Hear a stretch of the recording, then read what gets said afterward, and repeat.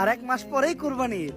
এইবারও এলাকার সবচেয়ে বড় গরুটা আমার বাপেই কিনবো। চান রাইতের দিন সবাই মিলে বাজি ফুটামো, ঝাড়বাতি লাগামো, খুব মজা করবো।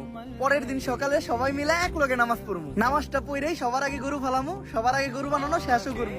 অনেক মজা হইব। বন্ধু, তোর আব্বা তো মারা গেছে। বাবা, তোর বাবা তার বাইচা নাই। তোর একটা ভাই আছে, তোর একটা ছোট বোন আছে। এখন এই পুরা পরিবারের দায়িত্ব তোর নিতে হইব, আর সবকিছু চাইরা তোর বিদেশে যাইতে হইব।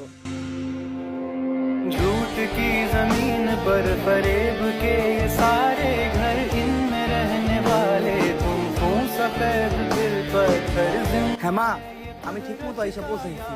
जिंदा तुम्हारी है, जो भी है सबब सो है, पर सजा हमारी है। হ্যালো মা, টাকা পাঠাই দিছি মা। তুমি সবাই রে ঈদের কেনাকাটা করে দিও। আর একদিন পরেই তো ঈদ, কোরবানির গরুটা কিনা নিও। বাবা উঠ বাবা, ঈদের নামাজ পড়তে যাবি না? তাড়াতাড়ি লো, ঈদের নামাজটা পড়ে রাখি, তারপর 2 বাপ পুতে মিলা কুরবানির গরুটা ফালাই। হ্যাঁ বাহ, চলো তাড়াতাড়ি ঈদের নামাজটা পড়ে আহি, তারপরে দুইজনে মিলে একসাথে কুরবানির গরুটা ফালামু।